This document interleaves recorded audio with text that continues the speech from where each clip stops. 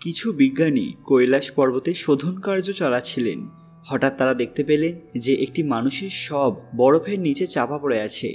যখন তারা সেই শব দেহ পরীক্ষা করতে লাগলেন, তাদের মাথা ঘুরে গেল, কারণ সেই দেহ ৩৫০০ বছর বা তার থেকেও বেশি পুরনো ছিল। এই শব আসলে কার ছিল এবং এটা কৈলাস পর্বতে কিভাবে এলো, এই প্রশ্নগুলির উত্তর কারো কাছে ছিল না। যখন ভারতীয় শাস্ত্রে এর খোঁজ শুরু করা হলো, তখন একটি নাম সবার সামনে আসে, আর তা হলো যুধিষ্ঠির। কৈলাস পর্বত প্রথম থেকেই বিভিন্ন রহস্যের কেন্দ্র, কিন্তু তাই বলে এখানে যে এমন কিছু ঘটতে পারে তা কেউ স্বপ্নেও ভাবেনি। এই রহস্য সম্পর্কে জানলে আপনারাও অবাক হয়ে যাবেন। তার আগে সবাই কমেন্টে হর হর মহাদেব লিখতে ভুলবেন না। সকলকে পুরাণ কথা নতুন একটি ভিডিওতে স্বাগত। আজকে আপনারা জানবেন কৈলাস পর্বতে পাওয়া গেল রহস্যময় দেহ। ভিডিওতে এগোনোর আগে সবাই কাইন্ডলি আমাদের চ্যানেলটি সাবস্ক্রাইব করে নেবেন। মাউন্ট এভারেস্টের মতো পর্বতশৃঙ্গে ৭,০০০-এর থেকেও বেশিবার আরোহণ করা হয়েছে, কিন্তু কৈলাস পর্বতে একবারও নয়। মাউন্ট কৈলাসের চূড়া দেখতে পিরামিডের মতো। মিশরের পিরামিডের থেকেও এর উচ্চতা বেশি বলা হয়। অনেকের মতে অতি প্রাকৃতিক শক্তির দ্বারা তৈরি হয়েছে এই কৈলাস পর্বত।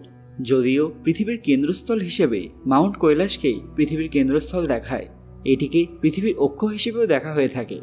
প্রতি বছর হাজার হাজার তীর্থযাত্রী মানস সরোবর যাত্রা করেন, তবে অত্যন্ত দুর্গম প্রাকৃতিক পরিবেশের কারণে অল্প সংখ্যক কয়েকজনই যাত্রা সম্পূর্ণ করতে পারেন। কৈলাস এবং মানস সরোবরকে নিয়ে নানা অলৌকিক ঘটনাও শোনা যায়, যা এখনো পর্যন্ত অজানাই। মানস সরোবর এবং রাক্ষসতালের মতো ঝিল এখানে কিভাবে তৈরি হলো তা নিয়ে বিজ্ঞানীরা আজও পরীক্ষা করছেন। আমাদের পৃথিবীতে একদিকে রয়েছে নর্থ পোল এবং অন্যদিকে সাউথ পোল, এবং এই দুয়ের মাঝে রয়েছে হিমালয় পর্বতমালা, যার কেন্দ্রে অবস্থিত কৈলাস পর্বত। বিজ্ঞানীদের কথা অনুযায়ী এটা এক বিশেষ কেন্দ্র, যাকে অ্যাক্সিস মুন্ডি বলা হয়। এছাড়াও পৃথিবীর নাভি বা আকাশীয় ধ্রুব এবং ভৌগোলিক ধ্রুবের কেন্দ্রস্থল। বন্ধুরা, আজ থেকে কিছু বছর আগে বিজ্ঞানীদের একটা দল কৈলাস পর্বতে শোধন কার্য চালাচ্ছিল। হঠাৎ তারা একটা মৃতদেহ দেখতে পায়, যা বরফে চাপা পড়েছিল। বিভিন্ন পরীক্ষা নিরীক্ষার পর তারা বুঝতে পারলেন যে এই সব কম করে ৩৫০০ বছর পুরনো। কেউ এটা সম্পর্কে কিছু জানতো না, কিন্তু যখন ভারতীয় শাস্ত্রে এই নিয়ে খোঁজ করা হলো, তখন সেখান থেকে এমন কিছু তথ্য উঠে এলো যা সবার মাথা ঘুরিয়ে দিল। পাওয়া গেল একটি নাম, ধর্মরাজ যুধিষ্ঠির। কিন্তু এটা কিভাবে সম্ভব? কুরুক্ষেত্রের যুদ্ধের পর অনেকগুলো বছর কেটে যায়। একদিন পাণ্ডবরা জানতে পারলেন যে শ্রীকৃষ্ণের তিরোধান হয়েছে আর যাদবদেরও বিনাশ হয়েছে। এই সংবাদ শুনে পাণ্ডবরা খুব ভেঙে পড়েন। তারা এই সংসারের মায়া ত্যাগ করে মহাপ্রস্থানে যাওয়ার সিদ্ধান্ত নিলেন। তার আগে অভিমন্যুর পুত্র পরীক্ষিতকে রাজা বানালেন। এরপর ৫ ভাই দ্রৌপদীকে নিয়ে হিমালয়ের দিকে যাত্রা শুরু করলেন। এই সময় পেছনে তাকাতে নেই, তারা পর্বতের রাস্তায় এগিয়ে চললেন। এই পথে তাদের সঙ্গী হলো একটি কুকুর, যে তাদের অনুসরণ করতে লাগলো। কৈলাস পর্বতকে পৃথিবীর স্বর্গ মনে করা হয়, যা পৃথিবী এবং স্বর্গের যোগসূত্র, যা ভগবান শিবের নিবাসস্থল। তারা ধীরে ধীরে মহাপ্রস্থানের উদ্দেশ্যে হেঁটে চলেছিলেন। কৈলাসের পথ অত্যন্ত দুর্গম ছিল। ধীরে ধীরে শুধু যুধিষ্ঠির ছাড়া বাকি সব পাণ্ডব এবং দ্রৌপদী মারা গেলেন। মহাভারত অনুযায়ী শুধুমাত্র যুধিষ্ঠির এবং তার সঙ্গী কুকুরটি কৈলাসে পৌঁছতে সক্ষম হয়েছিলেন। এখান থেকেই তিনি স্বর্গের দিকে যাত্রা করেছিলেন এবং তার মৃত শরীর সেই স্থানেই চাপা পড়ে যায়, যা কৈলাসের ভয়াবহ পরিবেশের মধ্যেও সুরক্ষিত থেকে যায়।